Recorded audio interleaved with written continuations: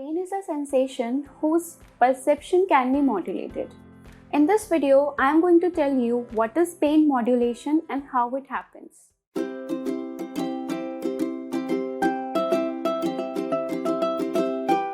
Hey everyone, welcome back to HM Learnings. I am Harshita, the creator of HM Learnings, where students come to clear their concept and to get the study material. Make sure that you have subscribed my channel. You can also follow HM Learnings on Facebook, Instagram and Twitter for daily updates. We have also started uploading our slides on website SlideShare. You can easily download and clip our slides from that website. So with this, we are going to start our today's video, that is about the pain modulation. A very important topic, can be asked as a Viva question or a short answer question or a long answer question. So first we need to understand that what you mean by modulation. So basically you have a sensation which is the pain here, but the degree of its perception can actually vary. So even though you are applying a stimulus which has the same intensity and the same duration, but still the degree of the perception can vary at different times. So how it happens? It happens because of the phenomena called as a modulation, which means that there is alteration in the perception of the sensation, which could be either increase in the perception of the sensation or could be a decrease in the perception of sensation.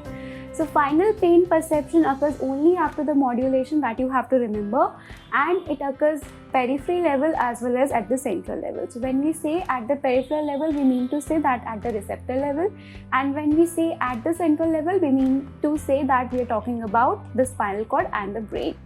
So peripheral modulation is basically, we have already seen in the video of hyperalgesia where I talked about the peripheral sensitization, where the receptors, they become hypersensitive, their threshold gets decreased because of the chemicals, because of the tissue injury which has happened.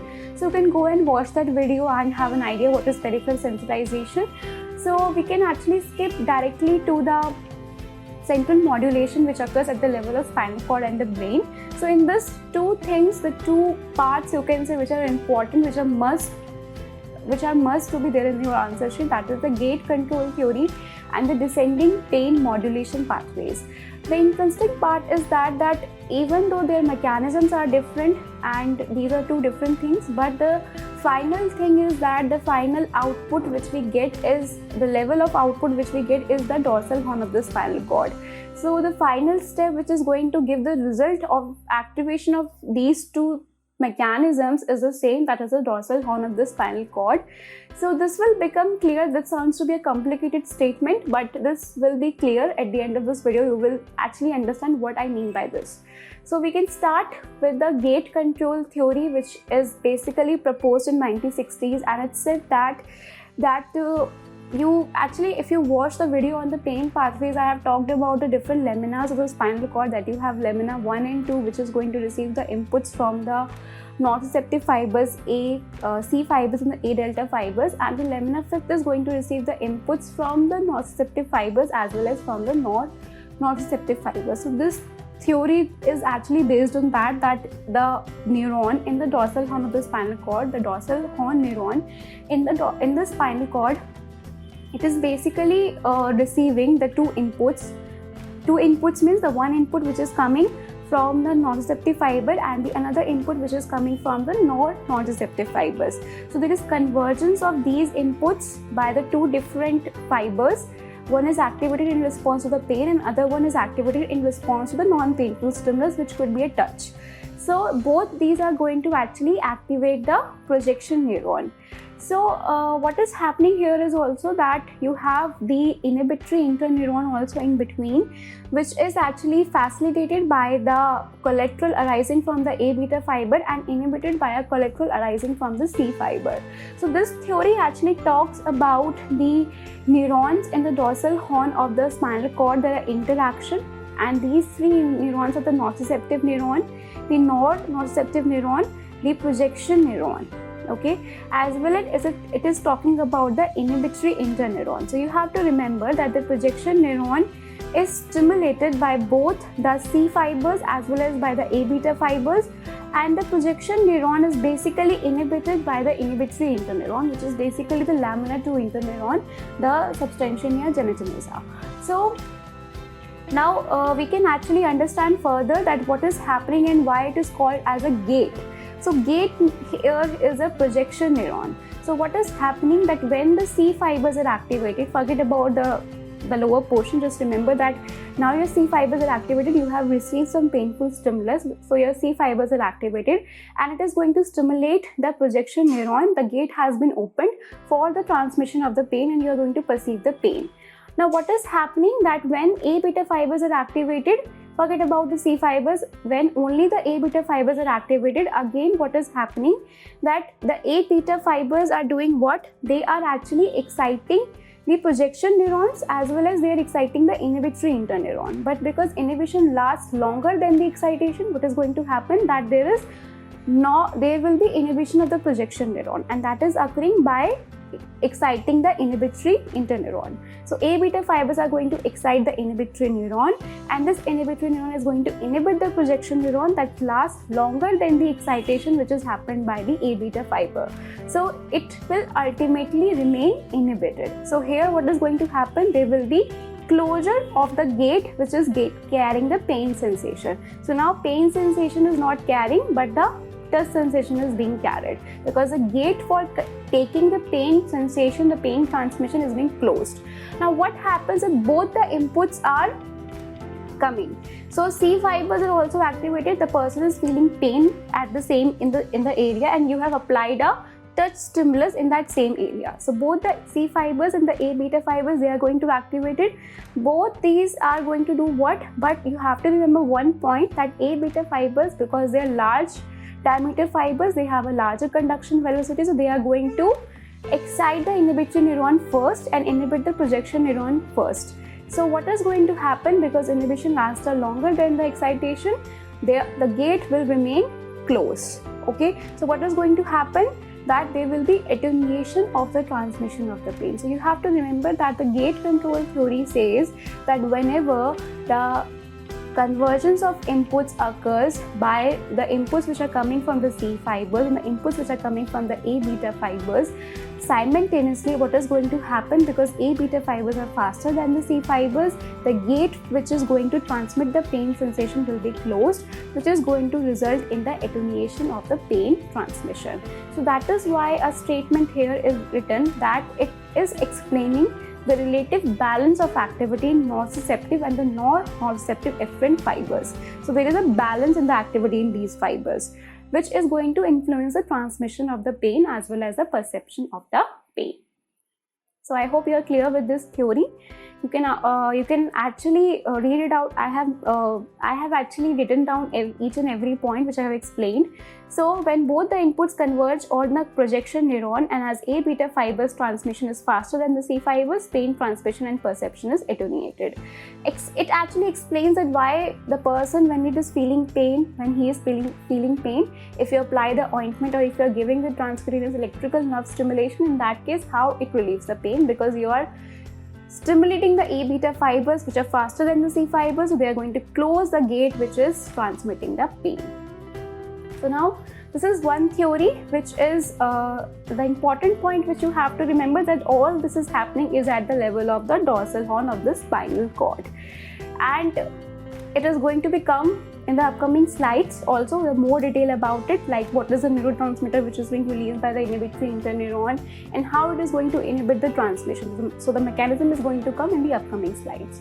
Now the second thing is that the descending pain modulation pathways. Now this sounds to be actually very complicated, the connections are very complicated, but we have to understand the broad picture in order to write down in the exam, or in order to give exactly what is the output. So there are three reasons which you have to remember, and the most important one in these three is the pericortical gray region. So you have to remember, this is a diagram which is not very finely explaining the things. So for this we have this simplistic diagram. So in order to understand that what is descending pain modulation pathway, so for that you have to understand that we have already talked about the ascending pathway. So ascending pathway is going to take the sensation from the receptor to the spinal cord and then to the brain. Now descending pathway is going to what? Which is coming from the brain to the spinal cord. Okay, that is a descending pathway. Coming from a higher to a lower region is a descending pathway. So those descending pathways, what are those descending pathways and how they are going to modulate the pain transmission? So you can see here that we have a stimulus, which is basically the pain stimulus, which is going to excite the dorsal horn neuron, not the dorsal horn neuron, sorry, the dorsal root ganglion neuron, which is basically the primary efferent A delta or the C fiber, which is going to synapse with this dorsal horn neuron by releasing the glutamate. So this is going to release the glutamate, or you can see the neuropeptides, which we have already discussed in the previous videos. Now the dorsal horn neuron, it is going to form a projection neuron going to the higher areas. This is also we have done in the pain pathways. So it is going to send the collaterals to the regions in the pons as well as to the regions in the brain stem, in the midbrain, and it is going to the higher regions, so the further somatosensory area for the perception, for having the sensory discrimination aspects of the pain. So now we have to discuss about that what is the significance of these collaterals. Okay, so what happens is that in the midbrain we have a region which is so in the brain we have a region which is called as a periaqueductal gray, okay, which you don't afford to forget actually if you're talking about the pain modulation. So this is a periaqueductal gray region which is actually a region which is rich in the encephalic neurotransmitter. Okay, so you have to remember actually the neurotransmitters as well. So this is encephalic, the orange color is encephalic. Now the encephalic is actually what it is going to do, that we have a GABAergic neuron as well. And we know that the GABAergic neuron is what? It is always inhibitory.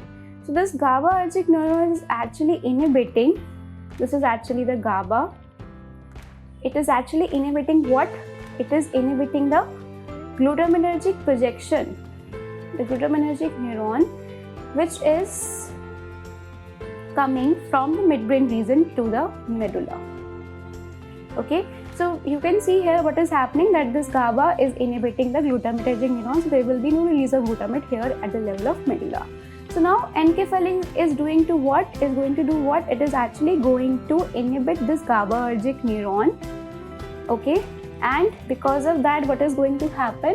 That there will be this inhibition and there will be excitation of this glutamatergic neuron.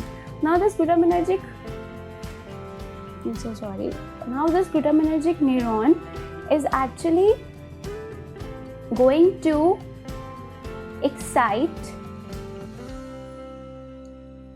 the neuron in the medulla.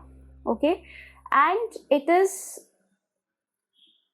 basically the rostroventromedial medulla. Okay, and another reason which is very important in the medulla for the per se of the pain modulation is the nucleus raphe magnus. So what is going to happen, that here also the GABAergic neuron is there, which needs to be inhibited. So again we are going to draw the same thing. So there is a GABAergic neuron, and GABAergic neuron is inhibiting the nucleus raphe magnus neuron, which is actually rich in serotonin. So this is a serotonergic neuron. So I can write here, this is the green color is for serotonin. And for that also, because we have to inhibit this GABAergic neuron, again we have a encephalic neuron.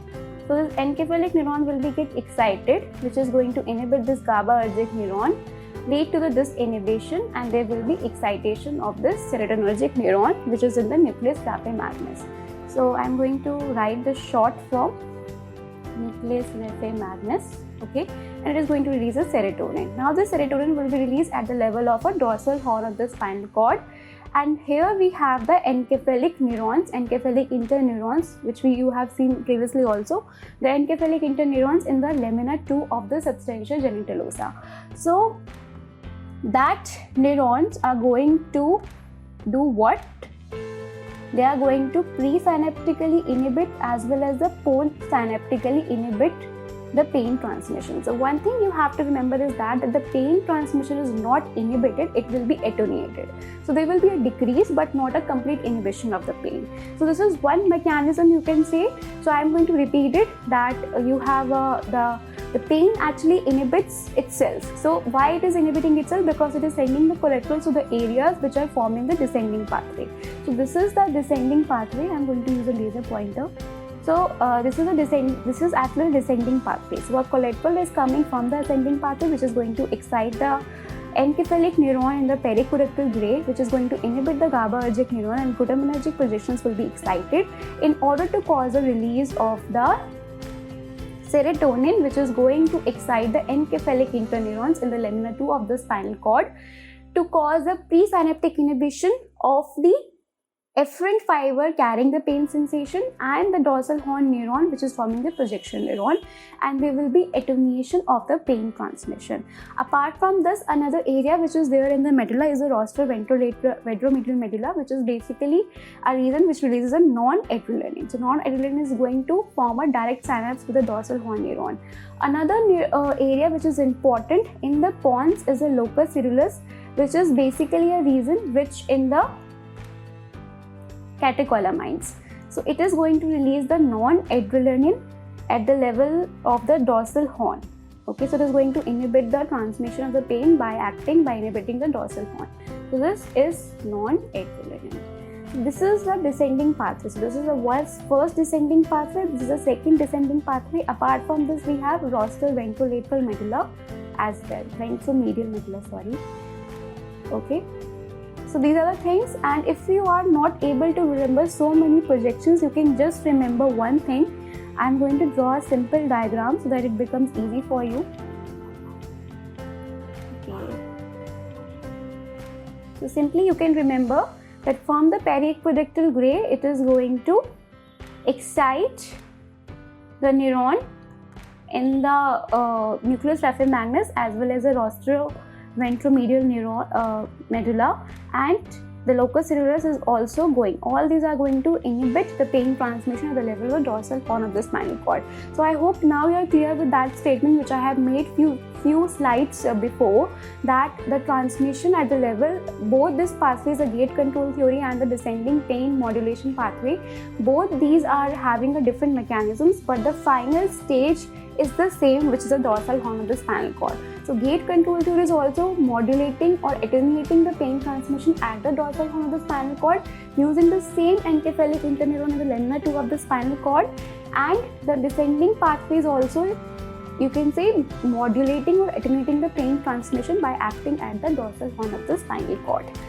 So now we have come to the point where we have discussed both these things, but now the question arises that what are the neurotransmitters which are being involved, or you can simply say that in the dorsal horn of the spinal cord, we have seen that there is an interneuron in the lamina 2 of the spinal cord. So what is the neurotransmitter which is being released by this inhibitory interneuron in the lamina 2 of the spinal cord, and what is the mechanism, how it is causing presynaptic inhibition as well as a postsynaptic inhibition? And the second most question is, are there any endogenous opioids which are present in our body, or what is the mechanism of action of morphine? If the morphine, we give morphine to the patients for the relief of the pain, so what is the mechanism of action in that case? So is this modulation pathway is also evident in that? So that is explained by these few slides. So now we are going to see the role of the endogenous opioid peptides. So it has been found out that in our body also there is production of the opioid peptides which are found to have the analgesic action. So that because they are produced inside our body, they are called as a endogenous. So it has been found out that we know that there are morphine, we give morphine, and the morphine is going to produce the analgesia. And what happens is that when you are going to stimulate the periaqueductal gray region and you are giving the morphine antagonist in that case, so that is not able to produce the analgesia. So by this they have come to know that we inside the body also we have certain opioids which are actually present. The body makes the endogenous opioids, and this endogenous opioids, the mechanism of action of this endogenous opioids is actually mimicked by the morphine itself. So it has been found out that these endogenous opioids and their receptors, these are the, you can say, mechanism of action of the gate control theory as well as of the descending modulating pathways. So These opioids, basically there have been 4 classes of the endogenous opioids which have been found out, which includes endomorphins, enkephalin, dynorphin and the orphanin. So basically the first 3 classes are more important, and apart from this their receptors are also being identified, that these endogenous opioids are acting as peptides which are acting as a neuromodulators, and these release, and because they have to act on the neurons, so they must have the receptors as well. So there are 4 types of receptor: mu, kappa, delta and the orphan receptor, which is binding. So these neurotransmitters, these neuromodulators, these endogenous opioids are going to bind to these receptors, and these receptors are basically present all over the body, okay, and they are more dense in the regions of dorsal horn of the spinal cord, periaqueductal gray region and the ventral medulla. So these areas, you can see, these areas are involved in the pain modulation. So that is why you can actually relate this theory that yes, these are the things which are explaining the mechanism of how the gate control theory and the descending modulating pain pathways are attenuating the pain or modulating the pain perception. So an important thing is that morphine, how does the morphine act? Morphine actually mimics the action of these endogenous opioids, and it acts as a agonist to these receptors, bind to these receptors and mimic the same thing. So morphine also going to cause the activation of the descending pain modulation pathway, and thus it has an analgesic action. So we can actually talk a little bit more about this. That is the mechanism of action of endogenous opioids. So this is the dorsal horn of the spinal cord, and we have a nociceptor, okay, and it is going to excite the projection neuron, which is going to the higher centers. Now you can have the descending pathways also, which is activating the, if you remember the previous slide, the noradrenergic neurons, the serotonergic neurons are basically activating by the descending pathways. So these are going to be activated. And what they are doing, they are activating the inhibitory interneuron, which is going to inhibit the nociceptive neuron as well as a projection neuron. So this inhibitory interneuron is a point at which both the gate control theory as well as the descending modulating pathways are acting. So how this is going to actually cause the inhibition, presynaptic as well as the postsynaptic. So at the postsynaptic membrane, it is actually causing the opening of the potassium channel, hence there will be more potassium influx, there is hyperpolarization, and there will be increase in the threshold for the activation. So you will need more stimulus to excite the pain sensation. Then you have another thing which is happening at the presynaptic membrane. So what is happening, that it is going to decrease the influx of the calcium, as a result there will be decrease in the release of the neurotransmitter. So by both these things which are happening by the release of the enkephalin. So here what is the neurotransmitter which is being released? The enkephalin is released. What it is doing? It is doing these 2 actions at the presynaptic and the postsynaptic membrane. And how it is doing? By binding to its and the opioid receptors, mu, kappa, delta and the orphan receptor. So I hope that you are clear, and you can actually understand that why I am saying that both the mechanisms are actually involving the common final stage, which is the dorsal horn of the spinal cord, or more accurately you can say it is the inhibitory interneuron in the lamina 2 of the spinal cord.